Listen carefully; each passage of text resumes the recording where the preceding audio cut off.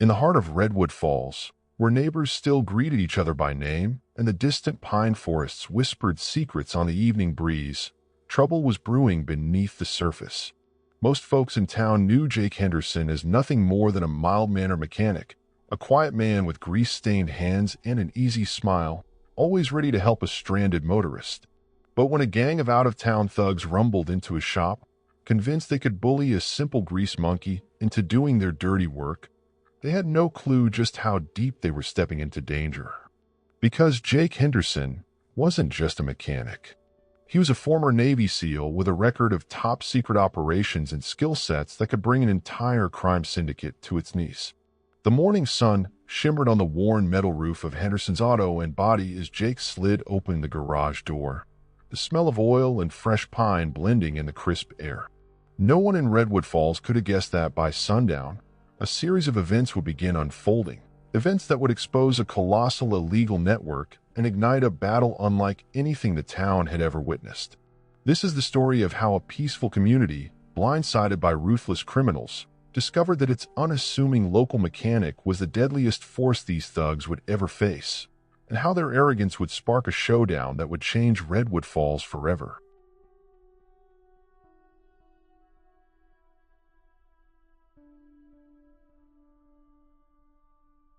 Quick pause before we continue. Welcome to Fabled Frames. Please tell us where you are watching from. Don't forget to subscribe because tomorrow's story is mind-blowing. Jake Henderson liked the way Redwood Falls smelled at dawn: pine needles, damp soil, and just a hint of engine grease. Standing on the threshold of his unassuming auto shop, Henderson's Auto and Body, he always felt a bittersweet pinch when the cool morning breeze carried him back to other times. He shoved those memories aside, memories of desert heat, salt-laced ocean spray, nights spent listening for every sound in the dark. Because here he was just Jake, the local mechanic with a sharp eye and a steady hand. He opened the garage door and flicked on the lights, casting a warm glow over stacks of tires, tool chests, and half-disassembled engines. This was his world now, fixing broken cars in Redwood Falls. It had been 5 years since he'd moved here, wanting nothing more than to fade into a quiet life. Far enough from any military base, Redwood Falls allowed him the anonymity he craved. Tugging on his denim jacket, Jake strolled over to the battered 1978 Ford Bronco that had been giving him grief all week. The carburetor needed a rebuild. The engine spat and sputtered like a caged animal, and parts had been nearly impossible to find. Still, a challenge was always welcome. It kept his mind busy and his hands too full to brood over the past. He was in the middle of removing the radiator hose when he sensed movement outside. There was that small ripple in the air, that primal awareness he could never quite shake. He reached out and hit the remote for the security camera screen. 3 men loitered at the edge of the property, leaning against a black SUV with tinted windows. They looked out of place. Not the usual customers, especially at 6 in the morning. Jake shut off the camera feed and continued working. Maybe they were lost travelers, or maybe they needed directions. Redwood Falls was a small town, but it was near a highway that connected several major cities. People passed through all the time, especially those seeking cheaper gas or a quick meal at the local diner. He lost himself in mechanical details for another half hour, forgetting about the men outside until footsteps scuffed along the cement floor. He glanced up to see them in the doorway. All 3 wore torn jeans, black t-shirts, and thick boots. The leader, a tall man with a shaved head and a sneer, stepped forward. "You the mechanic here?" the man asked, his tone laced with arrogance. Jake nodded. "Sure am. Shop opens officially at 8. If you need help, I can see what's up with your car. Though I charge extra if it's an emergency." The tall man exchanged a glance with his friends. "It's not exactly that. We're looking for a job to be done. Thought maybe you'd be available." Jake paused, noticing the faint whiff of stale cigarette smoke on them and seeing the tattoos on their forearms. They didn't look like they needed engine work. "What job?" he asked cautiously. The man shrugged, stepping into the space as if he owned it. We just want to make sure you got your priorities straight, old man. Jake's brow furrowed. Old man. At 42, he didn't consider himself old. His body was still in excellent shape, kept lean and muscular through a daily routine of push-ups, sit-ups, and weekend runs in the woods near the reservoir. But he learned not to bristle at name-calling. That only gave bullies the satisfaction they craved. Look, if you're not here for a vehicle, I can't help you. I've got work to do, Jake replied, keeping his voice even. Another of the men, this one with long greasy hair, picked up a wrench from Jake's work table and turned it in his hands. We just want you to do a little fix-it job for us. Heard you're good with your hands. Jake's jaw tensed. He saw the man's knuckles whiten on the wrench. The way they spoke, half-coded, made him suspect they might be involved in something illegal, stolen cars, perhaps, or chop shop business. It wasn't a leap. Redwood Falls was a quiet place, but it wasn't devoid of crime. He kept his face neutral. I don't do side jobs that break the law, if that's what you're asking. Greasy hair laughed, showing a row of nicotine-stained teeth. Look at him, acting like a choir boy. He set the wrench down with a loud clang. Let's cut to the chase. We need a place to stash some things. My buddy here heard you've got some extra space in your garage. Jake stepped forward, calmly taking the wrench from the table and placing it back in his toolbox. I don't store anything but cars and parts, and I don't lease out space. He looked each of them in the eye, letting the silence stretch. The tall man's sneer hardened. You sure you want to answer like that? Jake didn't flinch. Positive. So unless you need me to change your oil or rebuild an engine, you'll have to leave. No. For a tense moment, no one moved. Jake's mind drifted to his old training, remembering how to read stances, breathing patterns, potential threats. Shaved head gave a short, humorless chuckle. Tough guy, huh? A little old to be playing hero, aren't you? Jake remained still, arms at his sides. Don't start something you can't finish. This is my shop. I didn't invite you here. Or what? Greasy hair asked, stepping forward. His friend, a shorter, wiry man with a spider tattoo on his neck, folded his arms and smirked. Jake mentally cataloged the distance between them, about 6 feet. He'd closed bigger gaps in a fraction of a second when necessary. But he forced himself to remain calm. There were 3 of them, and he was unarmed at the moment, but as a retired Navy SEAL, he was never truly unarmed. His environment offered plenty of improvised weapons. A crowbar by the table, a lift chain near the wall, not to mention his hands. He exhaled slowly. Listen, he said, his voice measured but firm. I'm not looking for trouble. If you have business here, come back at 8. If not, get out. Shaved head stared him down, obviously deciding whether to push the issue. After a few beats, he leaned back, snorted, and jerked his head at his companions. Let's roll. This old mechanic ain't worth the time. But before they turned, he fixed Jake with a glare. Don't think this is over. You'll be seeing us again real soon.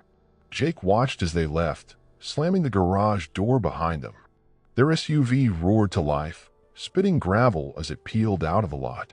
He let out a breath he hadn't realized he was holding. His heart pounded, but his face remained composed. Once a SEAL, always a SEAL. Control was everything. Stepping to the window, he caught the last glimpse of the black SUV speeding down the quiet main street. Redwood Falls might have been too small to harbor big problems, but if these strangers were any indication, trouble had found him. It was a chilling reminder. No matter how much you wanted a peaceful life, the world sometimes had other plans. He tried to shake off the tension, returning to the Bronco's engine. But he couldn't quell the unease snaking through him. Memories buzzed at the edges of his mind. Unwanted recollections of missions gone sideways. Nights in foreign deserts where the line between friend and foe blurred. He gritted his teeth, focusing on the mechanical problem in front of him, determined not to let old ghosts or new threats rattle him. Still, he knew better than to ignore the situation. If these men were tied to local crime, they'd be back. Redwood Falls had its share of petty crooks, but these three gave off a vibe that went beyond petty. Jake could handle himself, but he worried about the collateral damage. His shop, after all, was close to the community. He worked on the cars of friends, neighbors, the local police chief, and the newlyweds across the street. The last thing he wanted was to put them in harm's way. That day, Jake worked in silence, the clang of tools punctuated by the hum of the overhead lights. As the hours passed, customers trickled in. He greeted them politely, repaired their vehicles, and accepted payment. All routine. Nobody suspected what had happened that morning. Nobody asked about three suspicious men lurking around. But Jake felt the weight of it. He sensed an impending storm, a shift in the air that spelled trouble. By closing time, he had made up his mind. If they came back, he wouldn't be caught off guard. The quiet mechanic routine was his comfort zone now. But underneath, he was still one of the most highly trained operators the U.S. Navy had ever produced. As he locked up the shop, he gazed at the darkening sky. A stiff wind rattled the door in his hand, and for just a second, he caught a whiff of that tangy sea air in his memory. Old instincts stirred. Trouble was brewing, and he knew it was only a matter of time before his past, no matter how hard he tried to bury it, came back into play. He let the door clang shut behind him, the hollow thud echoing in the quiet street. Tomorrow it might begin, or the day after. But it would come, and Jake had no choice but to be ready. In the settling dusk, headlights flashed across the street, two vehicles idling a little too long before creeping off into the night. Jake stood on the curb, fists clenched. He could almost feel the crosshairs lining up on his back. Night settled over Redwood Falls, casting the small town into shadowy stillness. Jake lay on his back in his modest one-bedroom apartment above the garage, wide awake, staring at the water-stained ceiling. He had spent countless nights ignoring the aches in his shoulders, the pangs in his knees, souvenirs from years of punishing missions. But tonight's discomfort wasn't physical. It was mental. The morning's altercation replayed in his mind like a loop he couldn't pause. He rose from his bed, padded to the small kitchenette, and poured himself a glass of water. Outside, the wind rattled the ancient window frame. Redwood Falls might have been sleeping, but old instincts told him that some threats never truly rested. He flicked on a single lamp and let its glow chase the corners of the apartment. On the far wall hung two framed items. One was a photograph of his SEAL team, 8 men in desert camo, leaning against a battered Humvee, dust thick in the air.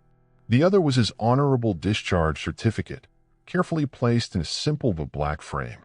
Each piece reminded him of a life he once led, a brotherhood he once had, and the reason he sought solitude in Redwood Falls. His thoughts drifted back to Bagram Air Base in Afghanistan, to nights on patrol in the Helmand province, the distant pop of gunfire. His team, codenamed Echo Squadron, had been known for performing the near impossible. They excelled in sabotage missions against enemy compounds, rescue ops behind enemy lines, high-value target extractions. Though they seldom spoke of it, they all carried the scars. Some were physical, like the thick rope of scar tissue running down Jake's side from a piece of shrapnel. Others were invisible, but dug deeper into a man's soul. Jake used to love the quiet moments before dawn in a war zone. In that silence, he could take stock of who he was and what he needed to do to keep his brothers alive. He learned to harness fear, to channel it into precision. That skill remained, a constant hum beneath the surface. Civilians rarely understood how the smallest details, the snap of a twig, a flicker of a shadow, could draw every nerve taut, a reflex born from years of life-or-death vigilance. Staring at the photograph, he traced the faces of his old teammates. He remembered their call signs: Cobra, Diesel, Rhino, Document. Most had parted ways with the military around the same time he had. Some stayed in longer, pinned on more rank, carried more burdens. When Jake decided to retire, his commanding officer tried to persuade him otherwise, offering him a chance at further promotion, better pay, desk assignments. But Jake wanted out. After nearly 2 decades of missions, risking life and limb, He yearned for a simpler existence, and now trouble threatened that existence. Those three punks might be connected to something bigger in Redwood Falls: meth rings, stolen cars, or worse. If they were just small-time criminals, maybe they'd forget about him and move on. But Jake's gut told him otherwise. Their posture, their aggression, hinted they answered to someone bigger. Someone who might not tolerate a defiant response from a simple mechanic. He downed the water, set the glass in the sink, and forced himself back to bed. He needed rest, because if he confronted them again, he had to be sharp. Sleep came fitfully, filled with dreams that bled together. Chopper blades spinning overhead, the calls of men pinned down by gunfire, the taste of desert sand on his tongue. Come morning, he rose early, stretched the knots out of his shoulders, and stepped outside for a quick run. The air felt crisp against his lungs, and he let the rhythmic sound of his footsteps clear his head. He jogged past the library, the diner, the hardware store, exchanging a few nods with early risers. Nobody suspected a thing. Redwood Falls was as peaceful as always. But peace was fragile. By the time he returned, a thin sheen of sweat coated his brow. He toweled off, took a quick shower, and went down to open the shop. The day progressed quietly, with 2 oil changes and a brake job. Around noon, old Mrs. Cartwright dropped off her Buick. Jake spent an hour diagnosing a failing transmission, carefully explaining the cost and time frame for repairs. She patted his hand and gave him fresh-baked cookies in return. These were the mundane joys of Redwood Falls that he clung to. Just before closing, the rumble of a motorcycle shattered the stillness. Jake peered outside to see the same trio from the day before, though they'd come on 2 bikes instead of an SUV. Shaved Head sat on a matte black Harley, Greasy Hair on a matching ride, and Spider Tattoo perched behind Shaved Head, arms folded. The bikes idled at the curb. Jake suppressed a sigh. He threw the shop rag over his shoulder and walked out to greet them, careful not to appear confrontational. "Can I help you with something?" Shaved Head smirked. "Thought we'd drop by and see if you changed your mind about letting us use your space." Jake leaned against the doorframe. "No. And my answer won't change tomorrow or the day after. I don't want any trouble here. I suggest you move along." Greasy Hair spat on the ground near Jake's boot. "We don't take kindly to folks who won't cooperate. Especially an old grease monkey." Jake's lips pressed into a thin line. "I'll only tell you once. Watch your step. Redwood Falls doesn't need whatever it is you're trying to bring in." Spider Tattoo laughed, a harsh sound that set Jake's teeth on edge. "Now that's the problem, see? People who refuse a friendly offer. All we want is to do a little business. Nobody gets hurt. Everyone gets a cut. But you're acting like you run the place." Jake's gaze flicked to the street. A few pedestrians hurried by, sensing the tension. He'd rather avoid a scene, but these punks had cornered him at his own shop in broad daylight. "If you want to talk, we'll talk," he said. "But not here. And not if you're going to posture like that." He saw Shaved Head's hands tighten around the handlebars. The man revved the engine, letting the roar fill the street. Then he cut it off abruptly, stepping off the bike and moving toward Jake. The stance was all intimidation, chest out, arms tense. Jake stepped back into the shop, letting the man follow, aware of how quickly things could escalate. Inside, the midday light sliced through the garage doors, illuminating the lifts and the half-finished jobs. Shaved Head looked around. "You got plenty of room in here. We're moving product from the city. We just need a place to stash it for a while, something about 5 large crates. You cooperate, we'll pay you well." Jake folded his arms. Not interested. Greasy Hair and Spider Tattoo trailed in, blocking the entrance. Their eyes scanned the place, lingering on tools, the Bronco, the half-mounted tires in the corner. Jake wanted them gone. This place was his refuge, his livelihood, and he wasn't about to let criminals corrupt it. Still, he kept his voice even. "I work on cars. That's all. If you have some other arrangement in mind, find someone else." Shaved Head barked a humorless laugh. You sure? It'd be a shame if something happened to your nice little shop. Jake felt a familiar churn in his gut. Threats. Intimidation. He recognized the pattern from dealing with warlords overseas. The difference? He no longer wore a uniform, and Redwood Falls wasn't a war zone. But a war zone might be what they brought to him if he didn't handle this carefully. He stepped forward, voice dropping low. Don't threaten me or my shop. I don't respond well to threats.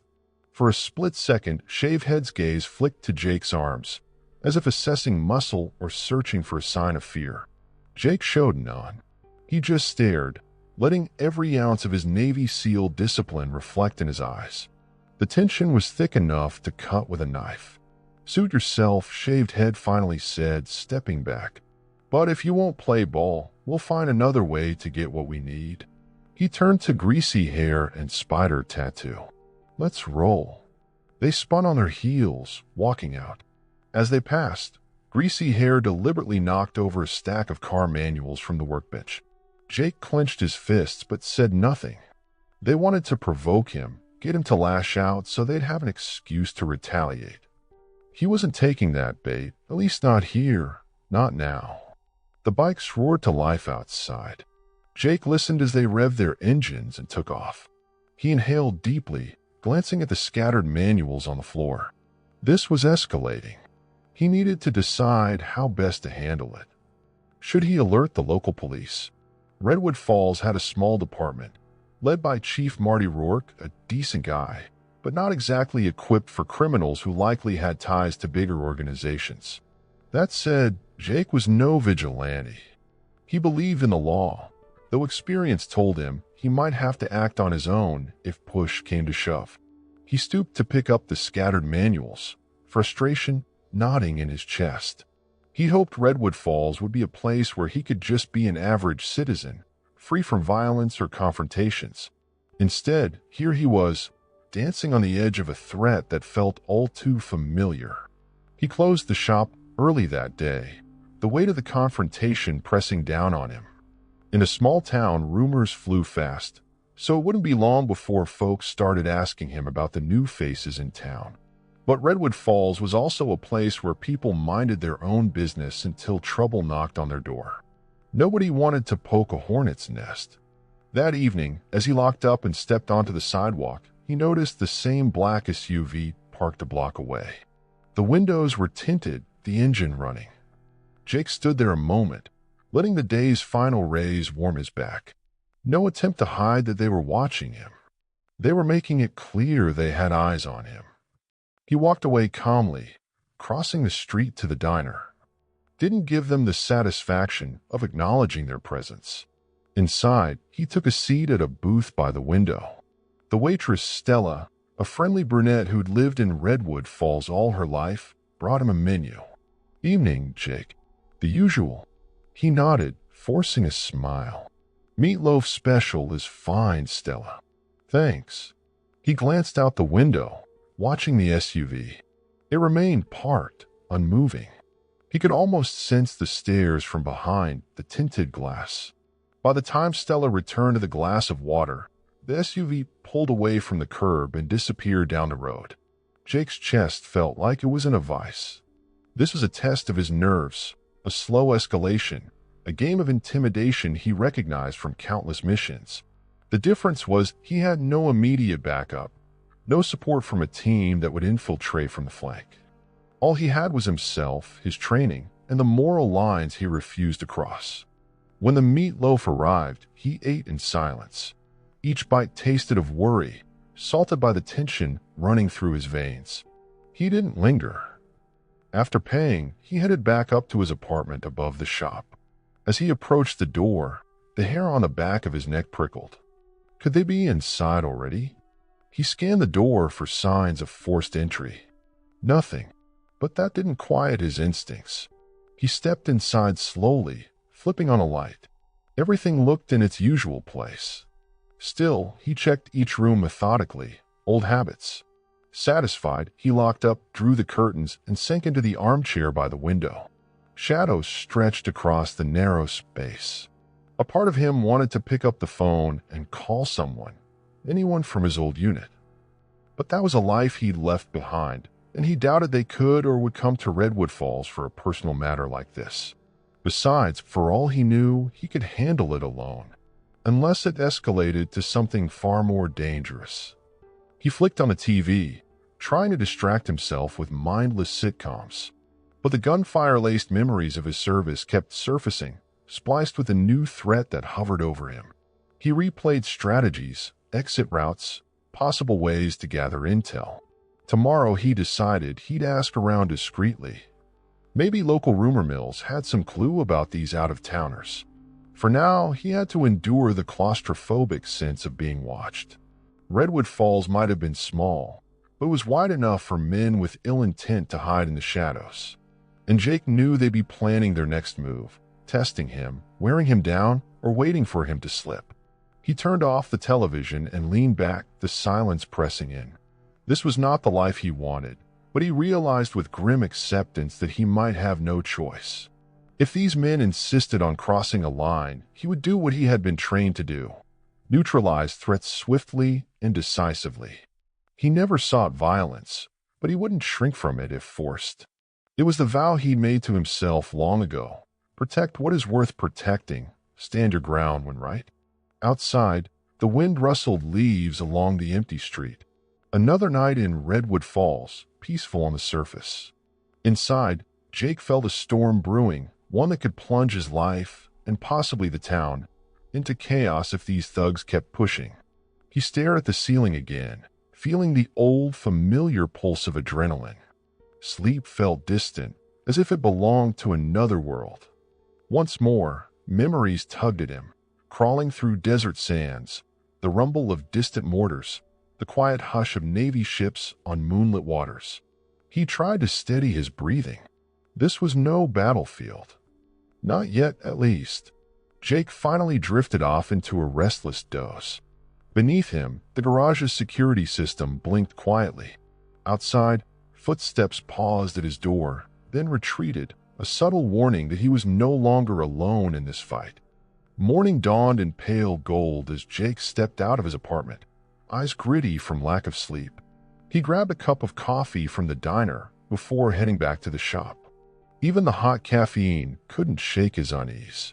He hoped the day would pass without incident, but that hope was naive. Threats didn't just disappear. Halfway through an early oil change for Mr. Weaver's sedan, a customer he hardly recognized strolled into the shop. She was tall, with dark hair pinned up, wearing a leather jacket over worn jeans. Late 20s, maybe early 30s. She looked around, as though searching for something. Jake slid out from under the car, wiping his hands on a rag.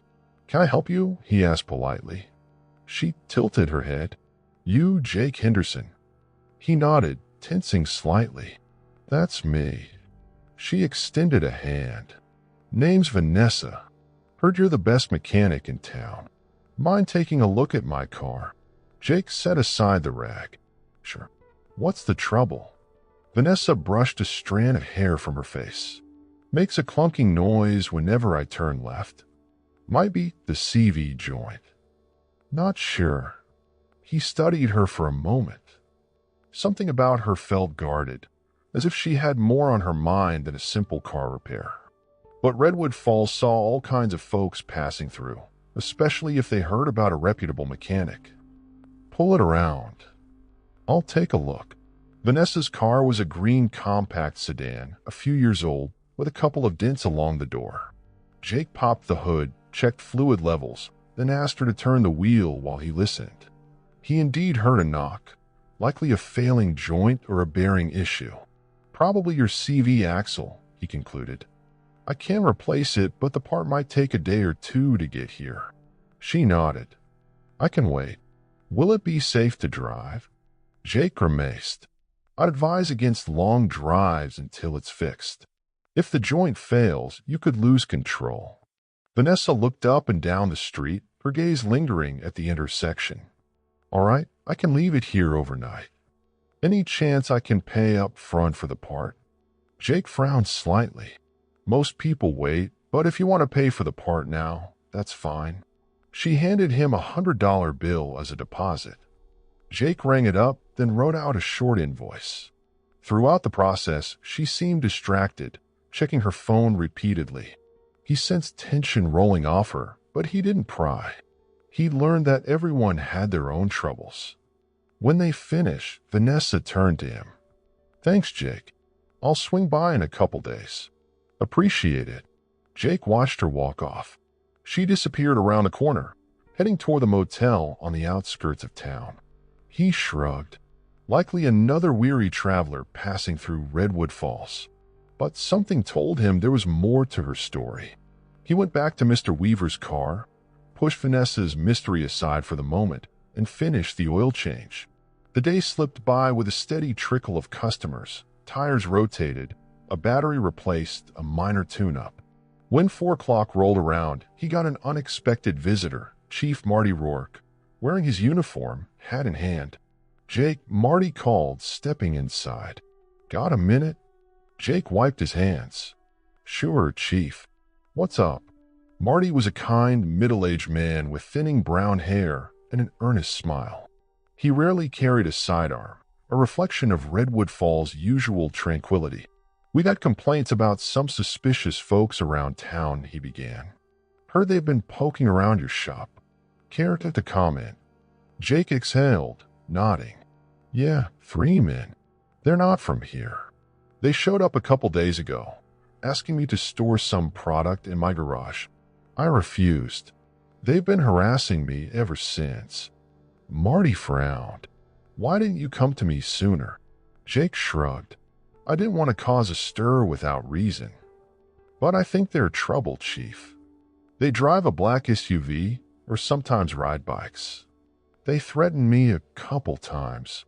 Marty's face grew grave. "We'll keep an eye out. I've got limited manpower, but I won't let them intimidate our citizens." He paused, eyes flicking to the various tools in the shop. "You okay, Jake? I know you're capable, but don't hesitate to call us if things get dicey." "Thanks, Chief," Jake said quietly.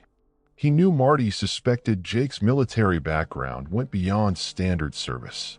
Although he'd never reveal the full extent of his SEAL days, the rumor mill in a small town eventually gave rise to speculation. Marty likely guessed Jake was more than just a regular veteran. "I appreciate it." Marty nodded, glancing around. "Stay safe. Let me know if you see them again, or if they come back. Any detail helps.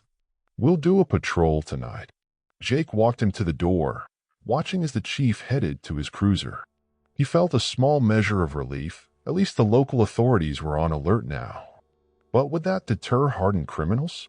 He doubted it. Still, it was better than nothing. That evening, after finishing up the day's work, Jake decided to walk to the motel. The place was a modest 2-story building with a neon vacancy sign flickering in the twilight. He found Vanessa's car parked out front. She'd left the keys with him, so obviously she was renting a room there. He told himself he was only curious why she seemed so tense, but he also recognized another possibility. She might have connections to the thugs. Paranoia or caution, he wasn't entirely sure. He waited a moment, debating, then headed inside the motel's small lobby. The desk clerk, an older woman named Sandra, greeted him with a smile. "Well, if it isn't Jake Henderson." "Looking for a room, hon?" He smiled politely. "Not exactly. A woman named Vanessa checked in earlier. She left her car at my shop for repairs. I just wanted to let her know I'll have the part in soon." Sandra raised a brow. "Vanessa? Oh yes. She's in room 12. Go on, hon, but be nice." She seemed nervous when she checked in. Jake thanked her and walked down a narrow hallway until he found room 12. He lifted his hand, ready to knock, but paused. Voices came from inside, low, urgent. He couldn't make out every word, but he heard fragments. "I told you, can't risk it, too close." The hair on his arm stood up. This was more than a casual phone call. Then something clattered, maybe a phone dropping. Silence. Before Jake could decide whether to walk away, the door jerked open. Vanessa stood there, eyes widened in surprise. Jake. He cleared his throat. Yeah. Sorry. I was just stopping by to tell you I'll have the part in tomorrow or the next day. I didn't mean to overhear anything. She regained composure quickly, stepping outside and closing the door behind her. Thanks. I appreciate it. Her voice was polite, but her posture screamed tension. Did you hear? He lifted a hand. Not much. None of my business. She exhaled, shoulders slumping. Thanks. Jake studied her face. You okay? This town's pretty quiet. If you're in trouble, the local police chief is a decent guy. Vanessa shook her head. No, I'm fine. Just dealing with personal stuff. He didn't press. All right, let me know if you need anything. She managed a thin smile. Will do, Jake. I'll see you at the shop when the part's in. He nodded and headed back outside. The encounter left him uneasy. She seemed like someone running from something or someone. He glanced over his shoulder. She slipped back into her room, locking the door behind her. Night was in full swing now, the sky studded with stars. Jake strolled toward his garage, each footstep echoing in the deserted street. In the distance, he heard a motorcycle roar, the sound bouncing between buildings. He couldn't tell if it was the same trio, but it was enough to keep him on edge. Passing by the diner, he noticed a figure seated on a bench across the street, shaved head, or so it seemed in the faint glow of a street lamp. Their eyes met, and even from this distance, Jake felt the hostility. He didn't break stride, refusing to show fear. The figure exhaled a cloud of smoke, flicked the cigarette, and stood. Jake steeled himself, but instead of confronting him, the figure strode into the shadows, disappearing. Jake kept walking until he reached the auto shop, unlocking the door carefully. He headed upstairs to his apartment. The entire time, the back of his neck prickled, as though a sniper scope might be on him. He cursed the unwelcome adrenaline that coursed through his veins. Once inside, he turned on the lights, checked each window. No sign of movement outside. He double-checked the door's lock. Only then did he allow himself a moment to breathe. The lull, however, was short-lived. A phone call shattered the silence, the shrill ring echoing in the small apartment. He frowned, picking up. A gravelly voice hissed on the other end. Jake Henderson. He froze. Who's asking? The caller ignored his question.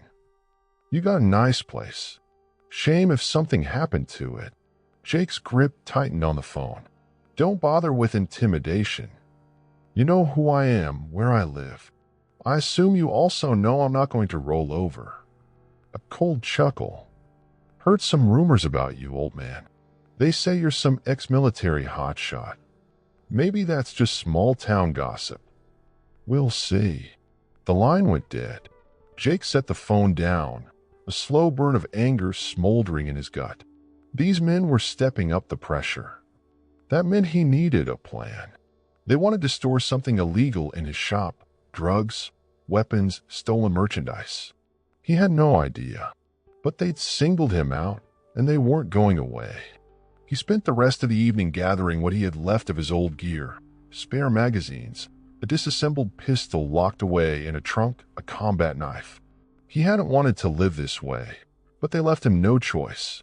At some point, he'd have to talk with Marty again, let him know the intimidation was escalating. Maybe the local police could form a sting or call for outside help. But part of Jake suspected he might have to handle this personally. These thugs didn't seem like they'd easily fold under mild law enforcement pressure. The more Redwood Falls PD pushed, the more these guys might lash out violently.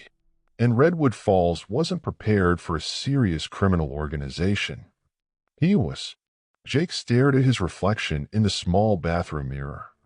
The lines around his eyes had deepened over the years, but his gaze remained steady, eyes of a man who had faced death and refused to blink. He touched the scar on his side, remembering the explosion in Fallujah that nearly cost him his life. If fate had let him survive that, maybe it was for a reason. Maybe Redwood Falls needed the kind of protection only he could provide. As Jake closed the trunk containing his old gear, a loud crash sounded from the garage below. He froze, heart hammering. Someone was already testing his resolve tonight. Jake descended the stairs 2 at a time, adrenaline surging through his veins. The crash had come from the rear of the auto shop. He flipped on the overhead lights and scoured the space. Tools were scattered on the floor, and shards of glass glittered under the fluorescent glow. The door to the supply room, which opened onto an alley, stood ajar. A bitter wind wafted in, carrying the acrid smell of motor oil. "Anyone here?" Jake barked, his voice echoing among the car lifts and tool racks. Silence, save for the hum of a distant street lamp outside. He clenched his jaw. The intruder had likely fled. He approached the supply room cautiously, scanning every corner. The lock on the alley door was shattered, splinters of wood hanging loose. He guessed they had used a crowbar or a heavy boot. Stepping into the alley, Jake found no sign of the culprit. Trash cans lined the narrow passage, and wet footprints trailed away. He followed them until they vanished near a drainage grate. No further clues. He cursed under his breath and returned to the shop. Inside, he surveyed the damage. A stack of tires had been knocked over. One of the large windows at the back was cracked. Someone had broken in to send a message, probably the same men who'd been harassing him. They did no significant damage other than scaring him awake and leaving a sense of vulnerability in his own domain. Jake picked up a wrench from the floor, turning it over in his hands. He remembered the moment Greasy Hair had toyed with a similar wrench days ago. Perhaps it was that same man, or maybe one of their cronies. Either way, the intimidation campaign was in full swing. He phoned the local police station, rousing an on-duty officer who promised to send someone over. While he waited, Jake cleaned up broken glass and righted the overturned tools. 20 minutes later, a single patrol car arrived. Officer Katie Miles, a young officer with bright eyes and a no-nonsense demeanor. She took photos, asked questions, and took notes on her clipboard. "I'll file a report, Jake," she said apologetically. "But I wish we had more manpower to patrol at night. With a county fair next weekend, resources are stretched thin." Jake exhaled. "Thanks, Katie. I understand. Just keep an eye out. They've been trying to force me to store something illegal. If they escalate, it won't end well." She gave a curt nod, worry clouding her face. "I'll talk with Chief Rourke. Stay alert. We'll do our best." After the officer left, Jake paced the shop, tension thrumming in his veins. He couldn't live like this. The sense of being under siege in his own home was maddening. His old training demanded a proactive approach: gather intel, identify the threat, neutralize it before it grew. But Redwood Falls wasn't a battlefield. He had to tread carefully. Still, the next day, Jake decided to do some reconnaissance of his own. The 3 men had been skulking around certain areas of town, near the motel, near the old lumber yard, and sometimes along the stretch of highway that connected Redwood Falls to the next city. Maybe there was a pattern to their movement. He closed the shop early and drove his dusty pickup truck to the outskirts, parking near a disused logging road. The trees were dense, thick pines and undergrowth. He eased out of the cab, scanning the quiet.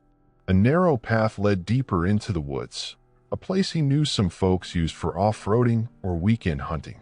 If criminals were stashing something large, they might prefer seclusion. Jake slipped through the underbrush with the stealth of a man who had once infiltrated enemy compounds at midnight. He listened for voices, footsteps, anything. But the woods were silent except for the chirp of birds and the faint rustle of squirrels darting along branches. After an hour of circling the area, he found nothing suspicious. He returned to his truck, frustrated but relieved. At least there wasn't an obvious base of operations out here.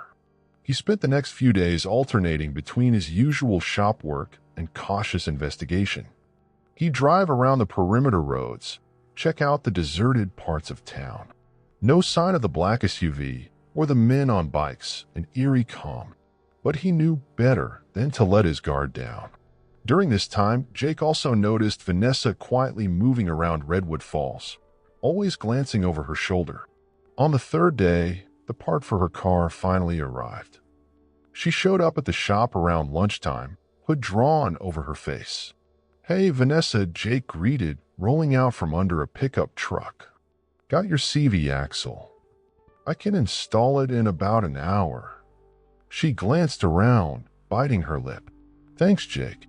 Mind if I wait here?" He studied her face, saw the anxiety etched around her eyes. "Not at all. Office is over there. You can sit. There's coffee on the hot plate." She muttered her thanks and walked to the small waiting area. Jake started on her car, focusing on the job. Removing the old axle proved stubborn, rusted in place, but his practiced hands loosened it. As he worked, he glanced occasionally at Vanessa. She sat with her phone in her lap, not looking at it, staring into space. Finally, curiosity won. He finished installing the new axle and wiped the grease off his hands, then stepped into the office area. "Car's all set," he announced, offering a small smile. Vanessa flinched slightly, as if pulled from a daydream.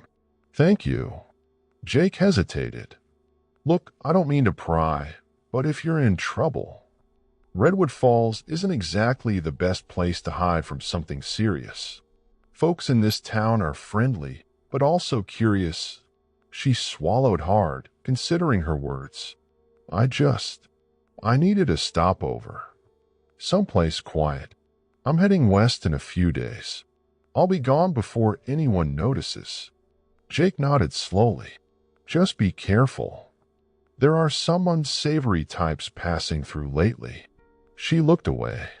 "I'll manage." She fished in her jacket pocket for cash, then handed him the payment. "Keep the change." "Thanks again." She hurried out the door, and a moment later, Jake watched her drive off. Some part of him wanted to help her, but she clearly didn't want that. Maybe he was projecting. She reminded him of the times he'd been on the run from his own demons, seeking solitude in a far-flung corner of the world. But life offered no respite that evening. Around dusk, as Jake was locking up, the black SUV rolled into his lot. This time, only Shaved Head emerged alone. He leaned against the driver's door, arms folded, wearing a twisted grin. "Evening, old man," he called. Jake kept a neutral expression. "Store's closed." Shaved Head chuckled. "I'm not here for a tune-up. Got a message for you. My boss is unhappy. Says you better stop messing around." Jake's jaw tightened. "Messing around how?" "Talking to cops. Doing your own snooping. You're on thin ice." His grin vanished. "Stubborn old fool. You have no idea who you're dealing with." Jake took a slow, calming breath. "I don't care who your boss is. The answer's the same. I'm not storing your crates." Shaved Head's face twisted with scorn. "We're past that. Now it's personal. You humiliated us. Told us off like we're amateurs." Jake shrugged. "I asked you to leave me alone. Yet here you are." In a flash, Shaved Head yanked something from his waistband, a knife. The metallic scrape echoed in the dim light. Jake's heart thumped, but outwardly he remained composed. "That's not a wise move," he warned. Shaved Head advanced. "You think you're some badass. Let's see what you got, tough guy." Jake felt the old instincts flood him. He quickly took stock of the environment, the narrow space between two parked cars, the distance to cover. This was a potential kill zone if the man knew how to use a knife well. But Jake had faced worse. With a lightning move, Shaved Head lunged. Jake pivoted on his heel, deflecting the knife arm with his left forearm.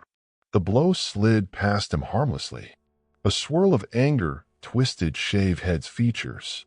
He slashed again. Jake ducked, stepping inside the man's guard and landing a swift elbow strike to the ribs. Shaved Head grunted, staggering back, but he wasn't done. He swung wildly, forcing Jake to dodge again. Jake seized the moment, hooking Shaved Head's wrist and applying a joint lock. The man yelped as the knife clattered to the ground. In another swift movement, Jake twisted the arm, sending shaved head tumbling face first onto the asphalt. Jake placed a knee on his back, pinning him. Breathing heavily, shaved head spat curses, scraping his cheek against gravel. Jake snatched the knife and tossed it away. Then he leaned down, voice deadly calm. "This ends now. You come at me again, you won't walk away." "Understood." Shaved head seethed. Jake let go, stepping back. The man rose slowly, one hand clutched to his twisted wrist, eyes blazing with hatred. But Jake wasn't a murderer, not unless forced. So he let him stand. "This ain't over," shaved head snarled, limping back to the SUV. He climbed in, slammed the door, and sped off, tires squealing. Jake stood there, breath ragged, adrenaline pumping. He hadn't wanted a physical confrontation in Redwood Falls, but they'd forced his hand. Now he'd drawn a line they wouldn't ignore. He could almost feel the repercussions rumbling on the horizon. He tucked the knife in his belt and scanned the street.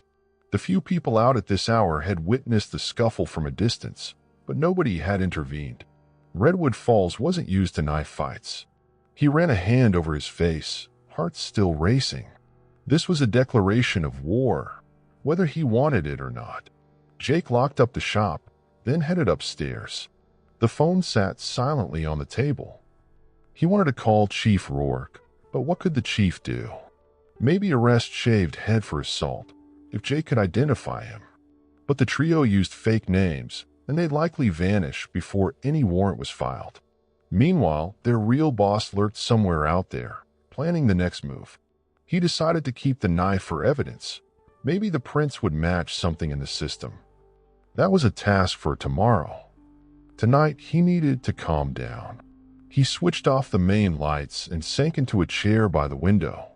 Outside, the moon cast silver shadows on the street. He watched for any sign of the SUV returning, but the night remained quiet. Memories of the scuffle played in his mind, merging with recollections of close-quarters combat training back in Coronado. He had moved instinctively, not even thinking. It was second nature, the lethal dance of a SEAL. Part of him felt relief that he still had it in him. Another part felt dread that he might need it again, and soon. Jake glanced at the moonlit street and stiffened. Parked 2 blocks down was another car, headlights off, engine running. Were they watching him right now, waiting for an opening? The phone on his table began ringing, sending a chill down his spine. The incessant ring of the phone echoed in Jake's apartment. He had half a mind not to answer, expecting more threats, but his instincts compelled him. He strode over and snatched it up, not bothering with a polite greeting. "Jake Henderson," he said, voice flat. A pause, then a female voice. "Jake, it's Vanessa." Surprise flickered across his face. "Vanessa? It's late. Are you okay?" She exhaled shakily. "No. I need your help. Someone's following me." Jake's stomach sank. "Where are you?" "In my car, parked behind the supermarket near the highway." I didn't know who else to call. Her voice shook with fear. Jake grabbed his jacket. "Stay put. Keep your doors locked. I'll be there in 5 minutes." He jogged down the stairs, locked the shop, and fired up his pickup truck. The night air was cold, pressing in around him. He peeled out of the lot, scanning the streets for the car he'd seen earlier. It was gone, or at least he didn't see it. Could the same criminals be tailing Vanessa now? He arrived at the supermarket's back lot, headlights sweeping over silent dumpsters and a few parked cars. He spotted Vanessa's green sedan, the one he just fixed. She was hunched over the wheel, eyes darting anxiously. Jake parked beside her and hopped out. She rolled down the window an inch. "You alone?" she asked, voice trembling. "Yeah." "Open up." She unlocked the passenger door, and Jake slipped inside, glancing around. The lot was deserted. "Who's following you?" She clutched the steering wheel, knuckles white. "I'm not sure. I left the motel to grab a bite at the convenience store, and I noticed a black SUV trailing me. When I turned, it turned. I panicked. Jake's stomach churned. A black SUV? Did you see who was inside? She shook her head. Couldn't see through the tinted windows. I drove in circles, trying to lose it. Then I came here, parked, and shut off my lights. I waited. It passed by once, then again, slowly. He inhaled. That's likely the same men who've been giving me grief. They've got an SUV with tinted windows. She swallowed, face pale. Jake, I can't be here. I can't be found. He raised a brow. Found by who? Vanessa hesitated, then blurted, I'm in witness protection. I witnessed a murder, and the people responsible are dangerous. The program set me up somewhere else, but I ran. I was worried about a leak, someone on the inside. So I've been hiding on my own. Shock flashed through Jake. That explained her nervousness, the coded phone calls, the abrupt departure from places. Are these same criminals from your case? She shook her head. I don't know. But if they're connected, they might have tracked me here. Jake rubbed his temples. Or maybe they're just your run-of-the-mill thugs who happen to also be messing with me. Either way, this is bad. You can't keep running. You need protection. Vanessa clenched her jaw, tears glistening. I tried trusting the system. It almost got me killed. Jake placed a hand gently on her shoulder. Look, I understand. But Redwood Falls isn't a fortress. If these guys are the same ones, or if they sense you're vulnerable, you won't stand a chance alone. She nodded, inhaling raggedly. What do I do? First, let's get you somewhere safe for the night. We can figure out the next step in the morning. He glanced around. You can't go back to the motel. It's not secure, and they might be watching it. She wiped a tear from her cheek. Where then? Jake weighed his options. Bringing her to his shop apartment made them both targets in one location, but at least he had a decent security system. The alternative was to trust the local police station, but he wasn't sure how she'd handle that, given her fear of leaks. I have a place above my garage. We can fortify it. It's better than you staying out here alone. She hesitated, then nodded. Thank you. Jake told her to follow him in her car, and he led the way back to the shop. The entire drive, he scanned his mirrors, watching for the black SUV. No sign of it. Once they arrived, he ushered Vanessa inside and made sure the doors were locked and the alarm set. His apartment was sparse. A couch, a small kitchen table, the necessary appliances. He cleared some clutter. Make yourself comfortable. Sorry, it's not much. Vanessa, still trembling, sank onto the couch. This is fine. Thank you. Jake poured her a glass of water. Tell me more about your situation. The men you're hiding from, are they connected to organized crime? She nodded slowly.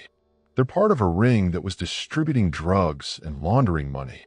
I saw them kill someone who tried to talk to law enforcement. I went to the police. The feds put me in witness protection. Then there was an incident, a suspicious car outside my new address. I panicked, took off, changed my name a few times. And here I am. Jake's gut tightened. The men harassing him also wanted to store something. Likely drugs or contraband. It could be the same organization, or at least a branch of it. A sick feeling crept through him. This situation was bigger than Redwood Falls PD could handle. All right, for tonight you stay here. Tomorrow we'll figure out the next steps. I know the local chief of police. He's trustworthy. Vanessa gripped the glass, eyes darting around. Thanks, Jake. After a pause, she asked, Why are they after you? Jake half smiled without humor. They want me to store their crates. I refused, and now it's a power play. They've threatened and attacked me. Now that I've tangled with one of their guys, it's going to get worse. Vanessa's expression darkened. I'm sorry. He shrugged. Not your fault.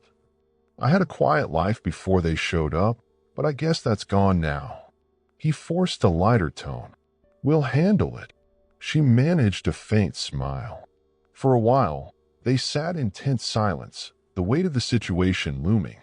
Finally, Jake pulled out a spare blanket. "You can take the bed. I'll sleep on the couch." Vanessa started to protest. "I can't kick you out of your bed." Jake insisted. "You're the guest, and I don't sleep much anyway." She nodded, too weary to argue further. Before long, she retreated to the bedroom, leaving Jake alone with his thoughts. He sat by the window, occasionally parting the curtains to peer outside. His mind whirled with possibilities. These men could have connections to the same crime syndicate Vanessa fled from. If so, Redwood Falls was about to become ground zero for a much bigger conflict. He did a quick weapons check, assembling his old pistol. It had been a while since he'd fired it, but it felt reassuring in his hand. He loaded a magazine, chambered a round, then double-checked the safety. Military caution told him never to let his guard down. Tonight was no exception. Though the hours crept by, no further threats emerged. Eventually, the weight of exhaustion pressed on him. He dozed off in the armchair, pistol within arm's reach. When dawn broke, faint pink lights spilled through the window, waking him with a start. He rubbed his tired eyes, scanning the room. Vanessa was still asleep in the bedroom. Jake rose, set the pistol aside, and brewed a pot of coffee. By the time Vanessa emerged, her hair tousled, the scent of fresh coffee filled the apartment. She perched at the small table, eyeing him with a mixture of gratitude and fear. "I need to keep moving," she said quietly, accepting a mug. Jake inhaled, steam curling upward. "You're welcome to do that, but running forever isn't a solution.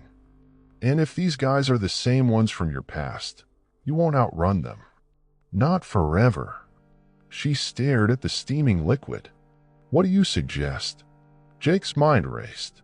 "We can try going to the police, but you're scared of leaks. Another option is for me to contact some old friend, see if they can help."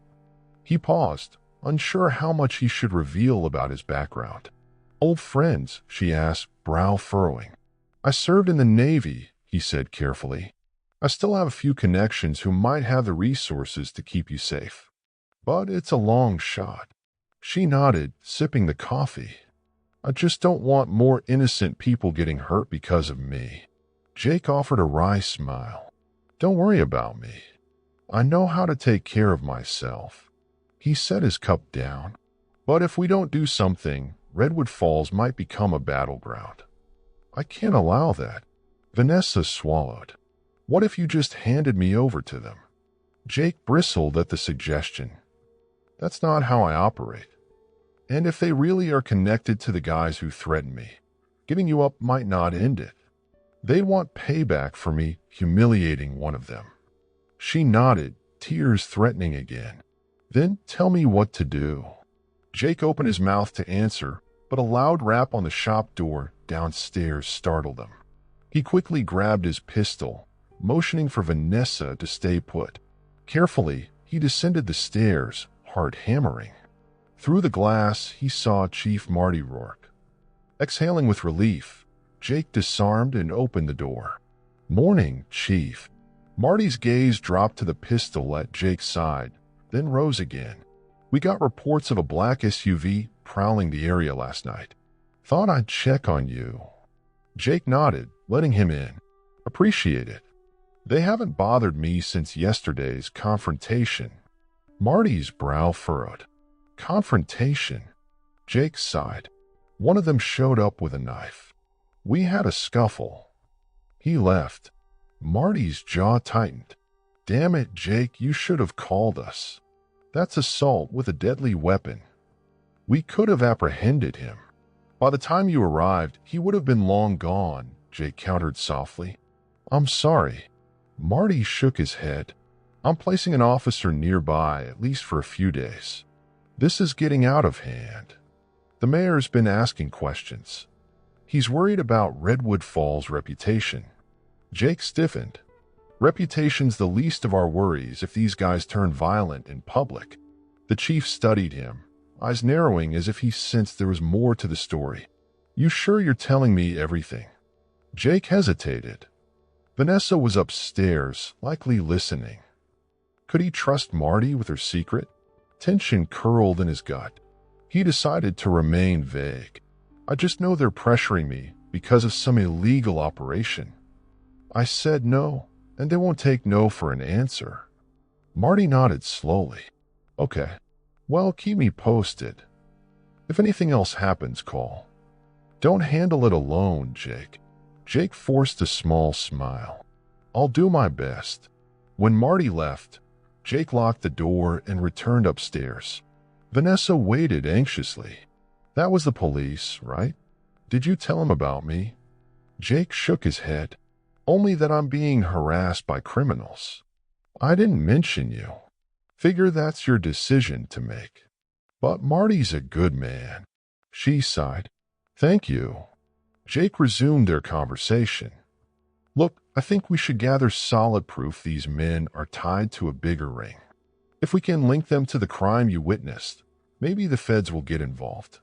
Then Redwood Falls PD won't be alone in this." Vanessa nodded, though doubt flickered in her eyes. "And how do we do that?" Jake began pacing. "They keep pressuring me to store crates. If we can intercept one of those shipments or gather intel on it, that might give us leverage. But that means letting them think I'll cooperate. That's risky." A chill slid down Vanessa's spine. They might see through the ruse. Jake paused, adrenaline firing. "Yes, they might. But it's a chance to get them off both our backs for good." He looked at her intently. "I won't force you to stay. But if you want my help, that's how we do it. Fight them on our terms, not cower." She swallowed. "It sounds dangerous." Jake's face hardened. "It is. But I won't let them harm you or this town. I promise." Vanessa exhaled, nodding slowly. "All right, I'm in. What do you need me to do?" Jake rubbed the back of his neck, thinking. "I'll contact them, pretend I've had a change of heart. You keep a low profile, stay hidden. Let's see what they're really transporting. If we can collect evidence, we can pass it to the authorities. That's our best shot." Though the plan was thin and full of unknowns, a wave of grim determination settled over them. Jake felt the old spark of a mission forming. He hated that it had come to this. He'd sought a quiet life, but the quiet had been shattered. Now it was time to do what he did best: neutralize threats swiftly and decisively. As Jake and Vanessa solidified their daring plan, a text message lit up Jake's phone. It read, "We're ready to talk. Meet us at the old lumberyard tonight. Come alone." Tension spiked. The trap had already been set. The old lumberyard lay on the outskirts of Redwood Falls, a sprawling property of warped planks, rusted machinery, and abandoned buildings. Years ago, the town's economy hinged on logging, but times changed, and the mill shut down. Now, the place was a haven for teenage mischief and, apparently, criminal rendezvous. Jake parked his pickup at the entrance, scanning the darkened yard. Overhead, the moon slipped in and out of clouds. His heart pounded, but his training kept his nerves steady. He had decided not to tell Chief Rourke of his meeting. This was risky, but Jake doubted the men would show if cops were near. He double-checked the pistol holstered under his jacket. A small flashlight and a folding knife were tucked into his pockets. If all went well, he wouldn't need them. He thought of Vanessa, who waited anxiously at his apartment, phone in hand. If anything went wrong, he'd instructed her to call the police, but that might not save him in time. He ventured deeper into the yard, footsteps silent on the gravel. Moonlight cast eerie shadows along heaps of lumber and deserted trucks. Suddenly, headlights blazed, illuminating him like a spotlight. He squinted, hands shielding his eyes. A black SUV growled toward him, stopping a few yards away.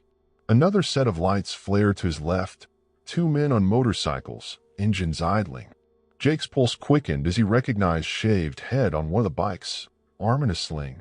The other must be greasy hair, wearing a vicious grin. The SUV's door opened, and out stepped a man Jake didn't recognize. Tall, lean, hair slicked back. This was probably the boss. Slicked hair surveyed Jake with cold amusement. You decided to come. Good. I hear you made quite an impression on my associate. His tone dripped with disdain as he gestured to shaved head. Jake forced a casual shrug. He pulled a knife on me. I defended myself. Greasy hair revved his bike, glaring. You messed up his wrist. That's gonna cost you, mechanic. Jake ignored him, focusing on slicked hair. I'm here because I might reconsider your offer. Storing your crates for a price? Slicked hair's brow arched. Suddenly you've changed your mind? Why should I trust you? Jake feigned impatience. Because you've been harassing me for weeks. You won't leave me in peace otherwise. I need money, and you need a place to stash your stuff. Let's cut the theatrics. A low chuckle rose from slicked hair's throat. Money, huh? Thought you were too righteous for that. Jake shrugged again. Times change. I'd be lying if I said I wasn't curious about the payoff. Slicked hair nodded slowly, stepping closer. All right, we can discuss terms. But first, I want to be sure you're serious. He reached into his pocket, retrieving a phone. He pressed a few buttons, and the phone began ringing. We'll see if a little leverage helps you stay honest. Jake's blood ran cold as the phone rang. Was it calling his number? Vanessa's? The ring cut off abruptly, followed by an automated voicemail message. Slicked hair smiled thinly. Don't worry, I'm not calling your girlfriend or anything. Just a check. Now, how much do you want? Jake tried to maintain a calm facade. $5,000 up front. Another $5 when you move the crates out of my shop. Shaved head snarled. That's too high. Slicked hair raised a hand, silencing him. We're transporting expensive goods. $10,000 total is a minor inconvenience if we can rely on you to keep your mouth shut. Jake crossed his arms. When? A slow grin spread across slicked hair's face. Tomorrow night, we'll bring the crates. All you do is store them for a week, maybe 2. Then we pick them up and pay the rest. Jake forced a nod, ignoring the churn in his gut. Fine, but keep your men in line. I don't want them breaking into my shop again. Shaved head growled, but slicked hair shot him a warning glare. Deal. But we have one condition. You give us a key to your shop. We need access whenever we want. His smile was razor sharp. Insurance. In case you get any bright ideas. Jake clenched his fists at his sides, resisting the urge to react. I can't let you roam around whenever you please. The cops already suspect something. Slicked hair's eyes narrowed. That's not a request. You either hand over a key or no deal. Jake realized this was a pivotal moment. If he refused, they'd suspect his intentions. All right, he said, voice clipped. I'll make a copy, but only one. Slicked hair smirked. We'll see you tomorrow night, then. Don't be late. And if I sense a trap, you'll regret it. With that, he pivoted back to the SUV. Shaved head and greasy hair revved their bikes, shooting Jake a final glare. He stood there, letting the headlights wash over him, until they drove off into the darkness. His heart thundered in his ears. Step 1 of the plan was in motion, but it felt more like a ticking bomb than a victory. He returned to his truck, checking to make sure he wasn't followed. On the drive back, he played the conversation in his mind. $10,000. A key to his shop. Delivering crates tomorrow night. He needed to warn Vanessa and come up with a plan to gather evidence without getting them both killed. By the time he arrived at the shop, it was nearing midnight. Vanessa was pacing the apartment when he entered, anxiety etched across her face. You're back. What happened? He removed his jacket, hanging it by the door. I met the boss. He wants to bring the crates tomorrow night. I've agreed to store them. He held up a hand at her horrified look. Don't worry, it's part of the plan. She ran a hand through her hair.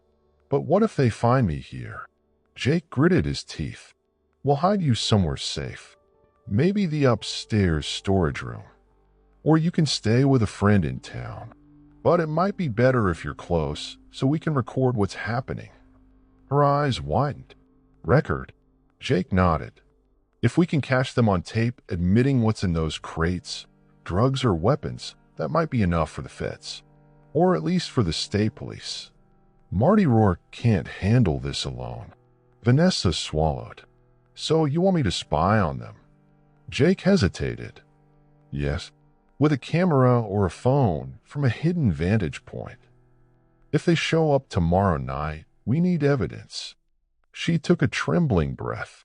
All right, let's do it. That night they prepared. Jake found an old digital camera with decent audio and tested it. He showed Vanessa how to operate it, and they found a spot in the rafters above the main shop floor, an area hidden behind stacked boxes.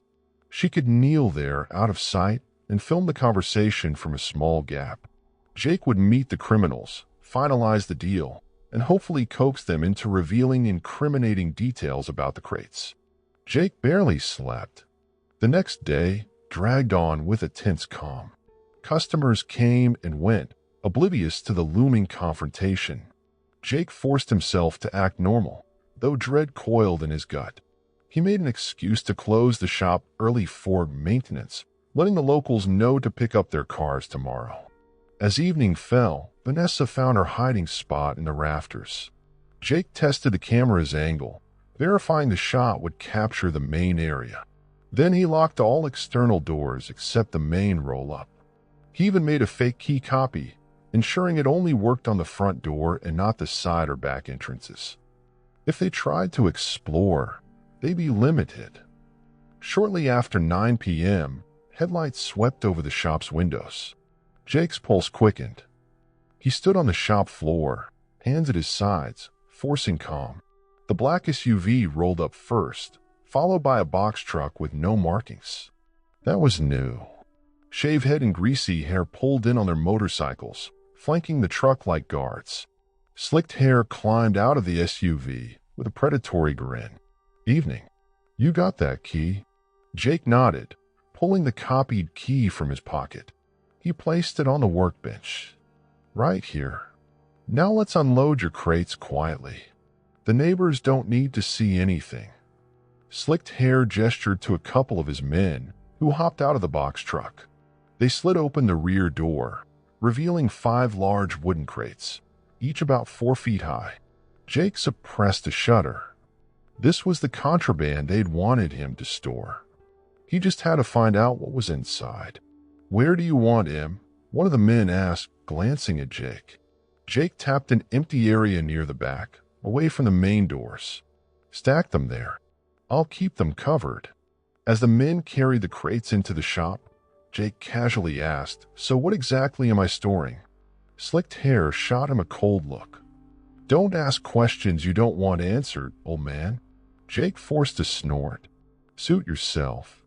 I can't guarantee the safety of the product if I don't know what it is. One of the men, hefting a crate, smirked. It's high-quality hardware, enough to make a small army very happy. Jake's gut churned. Weapons. He made sure to keep his face neutral. Hardware, huh? Right. Well, as long as I'm not responsible if something breaks. Slicked hair chuckled, but it was humorless. No one asked your opinion, just your silence. Jake bit back a retort. He needed them to talk more. From her hidden vantage point, Vanessa should be getting all this on camera. Fine. Keep it down.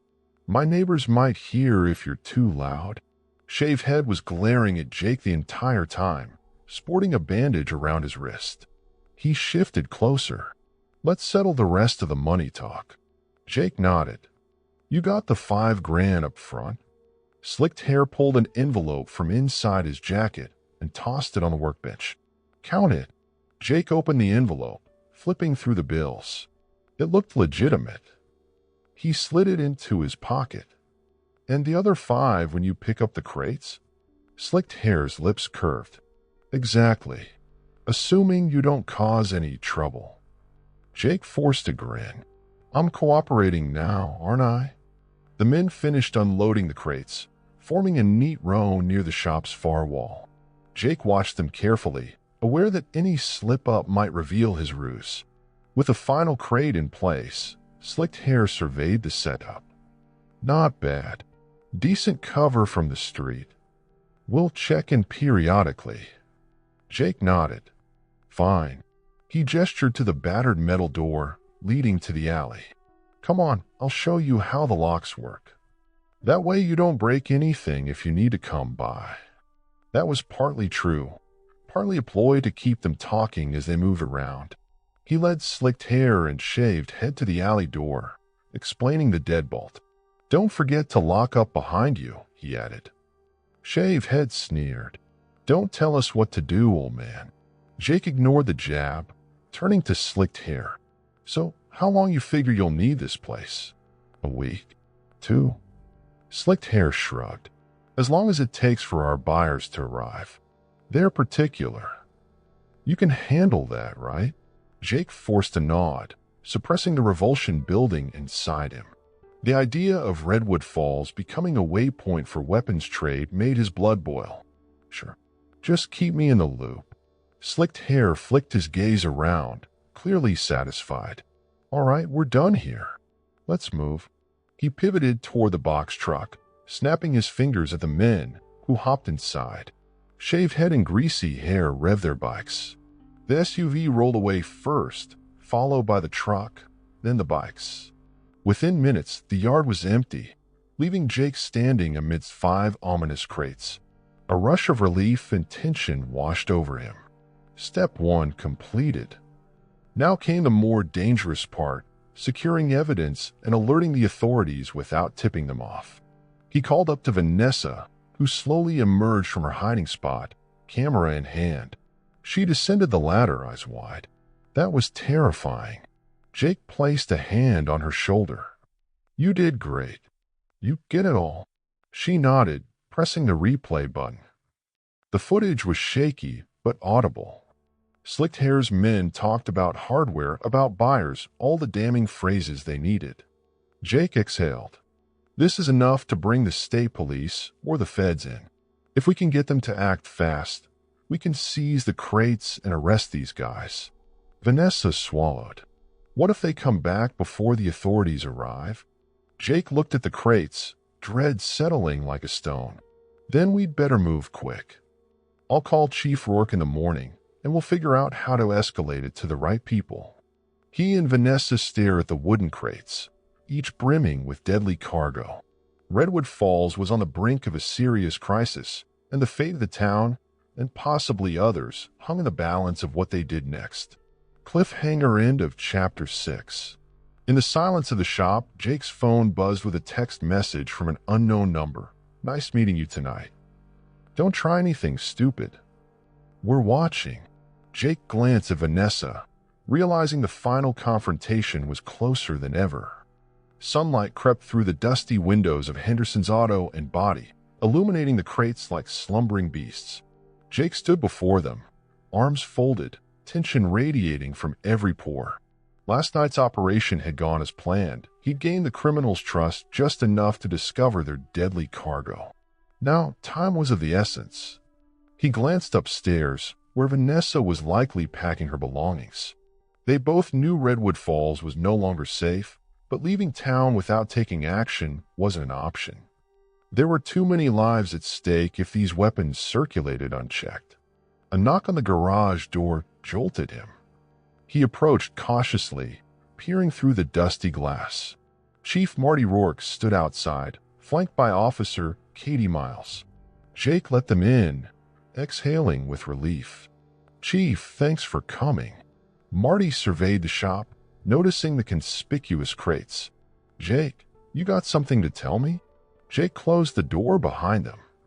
I have proof these men are storing illegal weapons here. I needed it on tape before bringing you in. He waved Vanessa over. She stepped out from behind a shelving unit, the digital camera in her hands. Marty frowned. You involved a civilian in this operation? Jake kept his voice even. She's a witness, and she's been threatened by them too. We both got it on camera. Vanessa held out the camera. Their faces, their voices, everything. We recorded them admitting it's hardware for sale. They basically confessed to weapons trafficking. Officer Miles stepped forward, taking the camera gently. She eyed Marty for approval, and he gave a curt nod. She switched it on, scanning through the footage. Her eyebrows shot up. "Chief, this is real. They're definitely talking about illegal guns." Marty let out a low whistle. "Jake, do you have any idea how dangerous these people are?" Jake looked Marty square in the eye. "I do. That's why we have to move fast. They said the crates could stay here up to 2 weeks, but they'll check in any time. We can't do this alone, Chief. We need bigger guns, state police or federal." Marty's gaze flicked to the crates, then back to Jake. "I'll contact the state police immediately, see if we can get an ATF team involved. But Jake, these people are going to know we're on to them the moment they see outside law enforcement rolling in." Vanessa swallowed. "What if they take the weapons and run before we can arrest them?" Jake's face hardened. "We set a trap. Let them come to pick up the crates, then ambush them. That's the only way to catch them red-handed. But we need the feds here for backup." Marty exchanged a look with Officer Miles. "All right, but it could take a day or two to get them mobilized. Redwood Falls isn't exactly on their immediate radar." Jake nodded. "We'll keep them busy, make them think everything's normal. I'll say the crates are safe. They won't suspect we have a camera. But the sooner we can do this, the better." Officer Miles handed the camera to Marty, who sighed heavily. "I never thought I'd see Redwood Falls tangled in a weapons ring. But here we are." Vanessa stepped closer, voice shaking. "Chief, I'm sorry for all the secrecy. I'm in witness protection, I ran from my assigned location. But these men might be connected to the murder I witnessed." Marty's eyes widened. "That's a lot to process. Let's not wait. I'll call the state police station right now." He turned to Jake. "In the meantime, keep a low profile. Don't provoke them any more than you have to." Jake nodded. "I'll try. But they're bound to come by soon." He glanced at the crates. "Be careful, Chief. If they suspect law enforcement is sniffing around, they'll bolt, or worse, they'll lash out." Marty put a reassuring hand on Jake's shoulder. "We'll handle it. Thank you for doing the right thing. Just next time, let us help from the start." Jake forced a small smile. "Understood." Marty and Officer Miles left to initiate the higher-level response. Jake locked the shop doors and turned to Vanessa. "We've got to keep you hidden. If these guys see you..." She cut him off, voice firm. "I'm not running anymore. I'll do whatever it takes to end this." He studied her expression. Though fear lingered in her eyes, determination shone through. He nodded slowly. "All right, but stay upstairs, out of sight, unless absolutely necessary." The hours ticked by in a haze of anxiety. Jake pretended to work on cars, the closed sign flipped, fielding phone calls from customers wanting to drop by. He had to invent excuses for why the shop was closed, blaming a family emergency. Meanwhile, Vanessa paced upstairs, her nerves fraying. As evening approached, Jake's phone vibrated. A text from an unknown number. "We'll come by tonight. Want to make sure our goods are safe. Be ready." His stomach tightened. The night then. He rushed upstairs to inform Vanessa. "They're coming. We have to make sure they don't suspect anything." He paused, voice low. "The chief said we might not have full backup from the state police yet." Vanessa's face paled. "So it's just you, the chief, and Officer Miles?" Jake nodded grimly. "Possibly a couple more local officers, but that's it. We can't blow our cover. If they realize the cops are here, it'll be a bloodbath." She gripped the back of a chair. "What's the plan?" Jake thought quickly. I'll let them in, act normal. If they demand to see the crates, I'll show them. Meanwhile, Marty can have officers concealed nearby, but not too close. If the criminals have scouts, they'll spot the cops. We need them to come inside, lower their guard. Vanessa swallowed. That's risky. Jake forced a smile. That's how it has to be. We can't let them slip away. As dusk settled, Jake placed a call to Chief Rourke. He explained the text message and the plan. We only have a small window to catch them, Jake said. Are your officers in position? Marty's voice crackled through the phone. We've got 2 unmarked cars a block away. Katie's in one of them. I'll be out of sight on foot, near the alley. We'll wait for your signal. Jake's jaw clenched. Got it. He hung up, turning to Vanessa. Stay upstairs. Film if you can. If things go south, hide or escape through the roof exit. Don't risk yourself. Understood. She nodded, eyes shining with worry. You be careful, Jake. He nodded back, heart hammering. Once again, the shop became a stage for danger. He checked his pistol, ensuring a round was chambered. He concealed it beneath his work shirt. Then he opened the main door, just enough for them to enter without a fuss. The crates were still lined up near the back, covered by a tarp. Time crawled. At 9 p.m., the roar of engines broke the silence. Shavehead and Greasy Hair arrived on motorcycles, followed by the black SUV. The second SUV joined them this time, increasing Jake's unease. More men. The vehicles parked haphazardly in the lot, engines rumbling. Jake stepped outside, forcing a casual stance. Slicked Hair emerged from the first SUV, flanked by 2 armed goons. He offered Jake a thin smile. Evening, old man.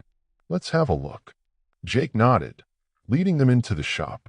He stifled a chill as he noticed each man carried a weapon, some concealed, some brazenly tucked into waistbands. The group spread out, scanning the space. Shaved Head beelined for the crates, pulling back the tarp. Everything's still here. Jake shrugged. Didn't touch a thing. Slicked Hair walked up, tapping the top of a crate. Good. Our buyer's moving quicker than expected. Might be here in a few days. Jake stuffed his hands in his pockets to hide his tension. You'll have your precious stash until then. Slicked Hair's gaze flicked around. Anyone else here? Jake forced a casual shake of his head. No customers. I'm closed this week. He paused, hoping to coax a confession. So you're selling guns, right? That's what's in these crates, yeah. A flicker of warning crossed Slicked Hair's face. What's it to you? Didn't we tell you not to ask? Jake raised his hands, feigning ignorance. Just making conversation. If I'm storing them, I got a right to know. Shaved Head spat on the concrete floor, glaring at Jake. Greasy Hair laughed, a short rasping sound. Another armed goon stepped forward, as though to intimidate. Tension crackled. Slicked Hair sneered. Fine. You want to know. We've got assault rifles, some handguns, a few specialty items. Satisfied, Jake's heart thundered. This was the incriminating statement they needed. If Vanessa was filming from above, they had it on tape. Sure. Long as I don't get any visits from the cops. Slicked Hair leveled a stare at Jake. That's your responsibility, old man. Any sign the cops are sniffing around, and we disappear. Then you deal with the consequences. He glanced at Shaved Head, who shifted, restless, as if spoiling for a fight. Shaved Head grumbled, I don't like this. Could be a setup. Why's he so talkative? Jake tensed, adopting a defensive posture. I'm talkative because you're in my shop. Relax. Slicked Hair studied Jake with narrowed eyes, suspicion clear. Outside, a branch snapped in the alley. A faint sound, but in the hush of tension, it might as well have been a gunshot. Slicked Hair stiffened, turning his head sharply. What was that? Jake froze. Had Marty moved too soon? A wave of dread washed over him. Probably a stray cat, but Slicked Hair's eyes blazed. "Check it out," he hissed to one of his men, who sprinted outside. Jake's lungs felt tight. If they found Marty or the officers, the entire trap would unravel. Minutes stretched, and the man returned, shaking his head. "Nothing, boss. Must have been an animal." Relief trickled through Jake, but the tension remained. Slicked Hair exhaled slowly. "Fine. Let's wrap this up. We'll be back in a few days with our buyer. Don't do anything stupid." Jake forced a nod. "I won't. But I want the rest of my money when this is done." Slicked Hair smirked. "You'll get it." He walked to the door, beckoning his entourage to follow. Shaved Head lingered, glaring at Jake one final time before heading out. Jake let out a shaky breath. In the distance, motorcycles roared, and the SUVs rumbled away. When the engines faded, Vanessa climbed down the ladder, face pale. "That was too close," she whispered. Jake rubbed his eyes, fatigue slamming into him. "They'll be back soon with their buyer. That's our chance to nail them all." Vanessa nodded, but her anxiety was palpable. "We almost got caught tonight. They're on high alert. If they see police, they'll vanish." Jake pressed his lips into a thin line. "Then we need the state police or ATF set up before they arrive. A SWAT team or something. I'll talk to Marty first thing in the morning." He dialed the chief's cell, stepping away from Vanessa. The line rang twice before Marty answered, whispering, "Jake, are you all right?" "We heard them leave." Jake filled him in, voice hushed. "They'll return in a few days with their buyer. That's our best shot. Can you get the state or feds here by then?" Marty sighed. "We're pushing, but I can't guarantee it. We'll do everything in our power, but bureaucratic wheels turn slow." Jake set his jaw. "Then we'll have to handle it ourselves if they're not here in time." Marty paused. "Jake, don't do anything reckless. Wait for backup." Jake didn't respond directly. "We'll talk tomorrow." He ended the call, tension gripping his shoulders.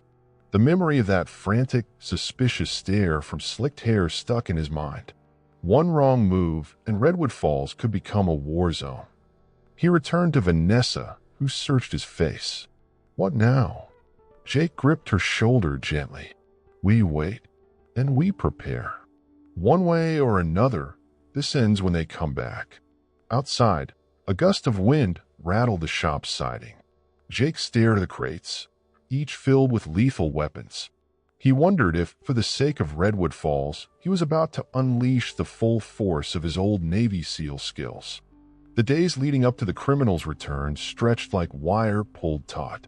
Jake spent his waking hours maintaining the illusion of normalcy, fixing a few customer cars, chatting briefly with neighbors, but always returning to check the crates, half expecting the men to appear unannounced. Chief Rourke updated him whenever possible. A small contingent of state troopers was on standby, but the ATF team's arrival was delayed by another high-priority case. They might not be in place in time. That meant Redwood Falls PD, alongside Jake, might have to face armed traffickers alone. Each evening, Jake drilled Vanessa on safety protocols. She practiced filming from her hiding spot, tested escape routes, and learned how to lock down the alley door. Even so, her hands trembled whenever engines revved outside. Finally, on the third day, the text came, "Buyer arrives tonight. Be ready or face consequences." Jake called Marty, who confirmed the state troopers could send only 2 officers to assist. No SWAT, no ATF. It would be Redwood Falls PD, 4 officers total, plus Jake and a cornered witness against a gang of armed thugs. The odds were grim. Nonetheless, they formulated a plan. Jake would greet the criminals, lead them inside, and wait for the buyer to inspect the weapons. Once the deal was confirmed on camera, Marty and his officers would converge, blocking all exits. Jake would be the inside man, controlling the environment to minimize civilian casualties. It was a desperate gambit, but better than letting them slip away again. Night fell, cool and dark. Jake paced the shop floor, double-checking vantage points. The crates stood where they had been for days, a silent testament to the danger that had infected this peaceful town. Outside, 2 unmarked police cars waited in discreet positions. Another pair of officers hid in the alley. All communications were set to silent channels. Vanessa stayed upstairs, camera ready, fear chiseled into her features. Jake paused to look up at her in the rafters. "We'll get through this," he said quietly. She nodded, though her eyes shone with dread. Just past 9, headlights swept across the windows. Jake's pulse jumped. 2 SUVs, a box truck, and the motorcycles more than before. He braced himself. Time to act. He rolled up the main door. Slicked hair stepped out first, wearing a dark suit, as though dressing up for his buyer. Shaved head and greasy hair flanked him, their faces set in grim determination. Half a dozen more men fanned out armed. Jake forced a neutral expression. "Welcome back." Slicked hair surveyed the shop, eyes flicking around. "Where's the key I gave you?" Jake patted his pocket. "Right here." He held it up. "No reason to go behind my back." Slicked hair grunted, snapping his fingers. The men carrying briefcases emerged from the second SUV, followed by a man in a sleek leather coat. Something about him radiated danger. He had the confident posture of someone who'd seen combat. The buyer. The buyer stepped forward, scanning the crates with sharp eyes. "Let's see the merchandise." His accent held a faint Eastern European lilt. Slicked hair nodded at Jake. Jake swallowed, stepping aside. He pulled the tarp off the crates, lifting the lid on one. Rows of rifles gleamed in the overhead light. The buyer inspected them with a practiced hand, checking serial numbers and craftsmanship. He nodded approvingly. "Quality is good. Reliable brand." Slicked hair smirked. "Told you we deal in top-shelf goods." "Now about payment." The buyer snapped his fingers. An associate opened one of the briefcases, stacks of bills inside. Jake's heart pounded. This was it, the transaction. If Vanessa was filming, they had them dead to rights. Weapons trafficking, conspiracy, everything. Now to hold them until the police could storm in. But before Jake could ease away, the buyer turned to him. "Who is this man?" "The owner of this shop." Slicked hair waved dismissively. "Just the mechanic. We paid him to store the crates. Don't worry about him." The buyer's keen gaze locked on Jake. "He's seen too much. How can you guarantee he won't talk?" Jake forced a scoff. "I'm paid to keep my mouth shut." The buyer's lip curled. "Trust is earned, not bought. I don't like loose ends." Suddenly, Shaved Head stepped forward, cracking his knuckles. "We can fix that problem right now, boss. He gave me trouble before." Jake tensed, eyes darting around. He counted at least 10 armed men, more than he'd anticipated. If they decided to kill him, Redwood Falls PD might not arrive in time. He needed to stall. Slicked hair barked a laugh. "Relax. We've got him under control. He wants his cut." He extended a hand to Jake. "Speaking of which, here's your final payment." Jake accepted an envelope, mind racing. This might be the only moment to signal Marty.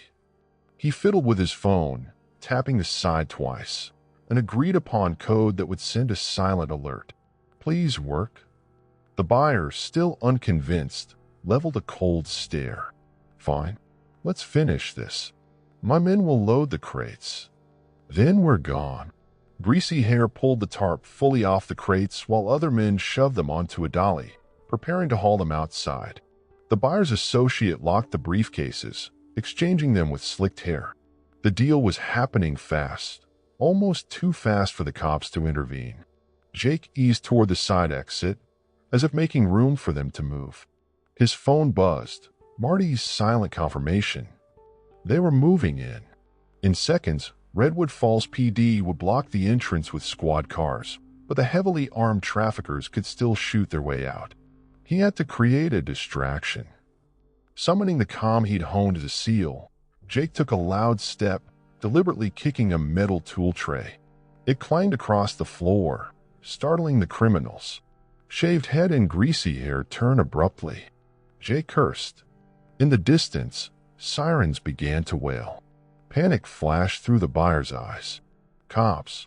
Slicked hair snarled. You set us up? He drew a gun, aiming at Jake. Adrenaline surged in Jake's veins. He dove behind the nearest crate as shots rang out, splintering wood and metal. The racket was deafening. Above, Vanessa clung to the rafters, camera in one hand, terror etched on her face. The front roll-up door flew open, Redwood Falls PD flooding inside with guns drawn. Police. Drop your weapons. Chief Rourke's voice boomed. His officers fanned out, seeking cover behind vehicles. Bullets tore through the air. Shaved head opened fire, pinning 2 officers behind a support column. Officer Miles returned fire, landing a shot that sent Shaved Head spinning with a howl of pain. Slicked hair ducked behind another crate, exchanging gunfire with Marty's position. The buyer's men shouted in foreign tongues, desperate to protect their merchandise or flee with it. Jake crouched low, heart hammering. He spotted greasy hair creeping along the side, aiming at Officer Miles. Without hesitation, Jake lunged, tackling him. They rolled on the concrete, greasy hair's gun clattering away. Greasy hair threw a wild punch. Jake blocked, delivering a precise strike to the temple. Greasy hair slumped, unconscious. Shots echoed, each one a jolt to Jake's system. He crawled behind a tool chest, scanning for the buyer. The man was near the crates, rummaging for a weapon. He grabbed one of the rifles from an open crate, slamming a magazine into place with practiced efficiency. Jake's stomach dropped. Now they had free access to loaded firearms. Jake risked a quick glance at the rafters. Vanessa was huddled safely, filming. Good. He couldn't let the buyer aim that rifle at the cops. Summoning courage, Jake sprang from cover, dashing across open floor. Bullets whizzed past him. The buyer spun, leveling the rifle. Jake dropped into a slide, kicking at the buyer's legs. The shot went wide, bullets sparking off the concrete. Jake pounced, grappling for control of the rifle. The buyer was strong, trained, but Jake's SEAL instincts took over. He snapped the rifle to the side, slamming the butt against the buyer's jaw. Dazed but not out, the buyer twisted free. He drew a knife from his belt, slashing wildly. Jake jerked back, narrowly avoiding a fatal cut. The blade sliced through his shirt, grazing his side with a hot sting. Ignoring the pain, Jake hooked the buyer's wrist, forced it down, and headbutted the man. The buyer stumbled, crashing into the crates. Jake disarmed him, sending the knife skittering across the floor. He pressed a forearm against the buyer's neck, pinning him. Sirens, shouts, and gunfire merged into chaos. The buyer struggled, eyes blazing. Then the man's gaze flicked behind Jake. A shot rang out. Jake felt a rush of heat as the bullet snapped past him. He dove aside, spotting a wounded, slicked hair, face contorted in fury, holding a pistol. Jake scrambled for his own gun, returning fire. Slicked hair crumpled with a pained cry, the pistol dropping from his hand. Across the shop, uniformed officers closed in, shouting commands to the remaining criminals. One by one, they were forced to the ground, disarmed. Coughing on gunpowder-laced air, Jake stood, pressing a hand to his bleeding side. It was a superficial wound, but it stung fiercely. Marty hurried over, gun at the ready, scanning for threats. Jake, you okay? Jake nodded, chest heaving. I'll live. We got them. Marty surveyed the carnage. Slicked hair lay clutching his leg. Shaved head moaned in the corner. Greasy hair was out cold, and the rest were prone under the officers' weapons. The buyer was pinned by 2 officers cuffed. Looks like it. Suddenly, footsteps pounded down the ladder. Vanessa rushed over, face pale. Jake. She stopped short, seeing his side streaked with blood. Oh my God, you're hurt? Jake forced a reassuring grin. Just a scratch. You all right? She nodded, tears threatening. I got it all on video. Everything. Marty guided them away from the wreckage of crates and battered men. Medical's on the way. We'll sort this out. Jake, you saved a lot of lives tonight. Jake shook his head, voice weary. We all did. The entire PD. He glanced at the crates, some bullet-riddled, weapons partially exposed. Glad it's over. Vanessa pressed a hand to her mouth, overwhelmed. Officers streamed in, securing the scene, reading the criminals their rights, and beginning the laborious process of gathering evidence. Outside, the flashing lights of ambulances and backup units painted Redwood Falls in strobing red and blue. Jake sank onto a nearby bench, wincing at the pain in his side. Vanessa knelt beside him, gripping his hand. Thank you, she whispered, tears in her voice. For everything.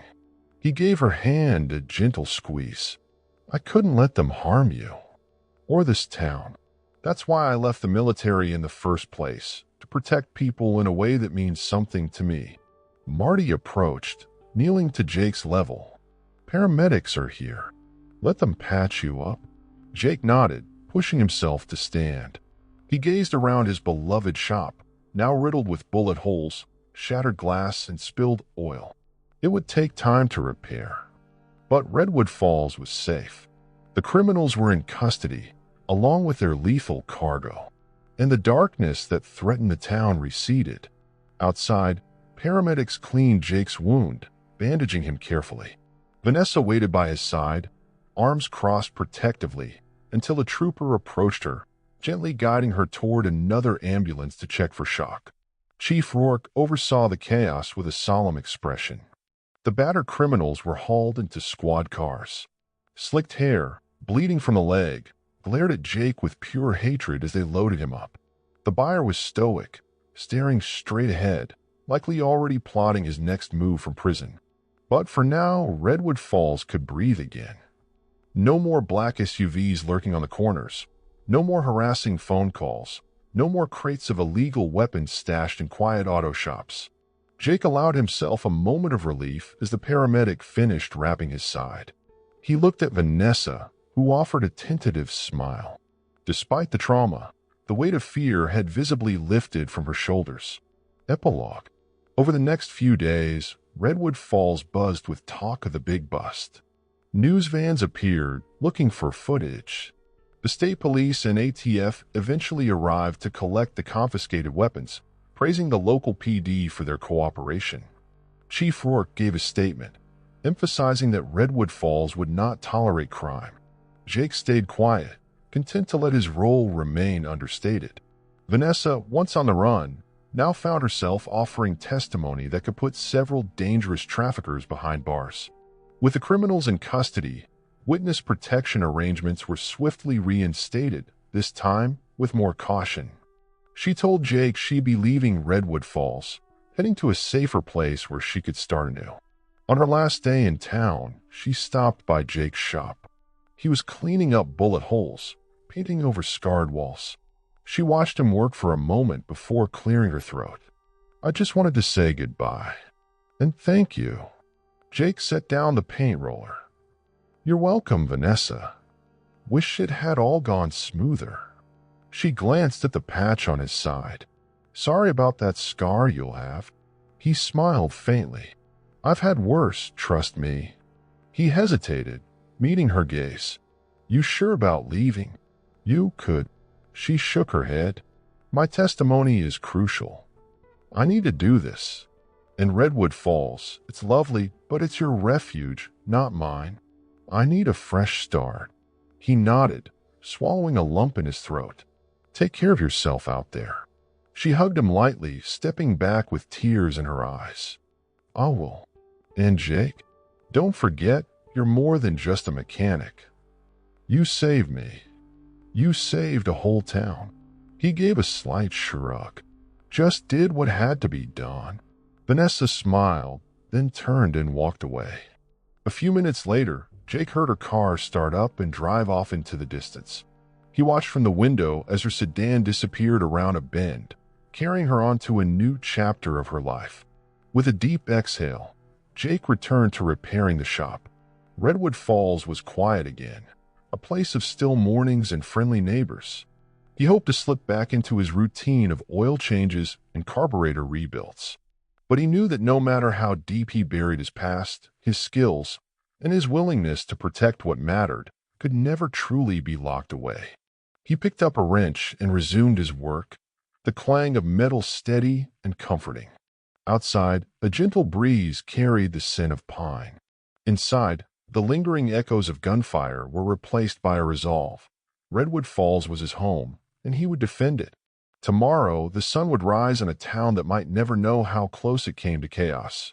Yet, thanks to a retired Navy SEAL, it was safe once more.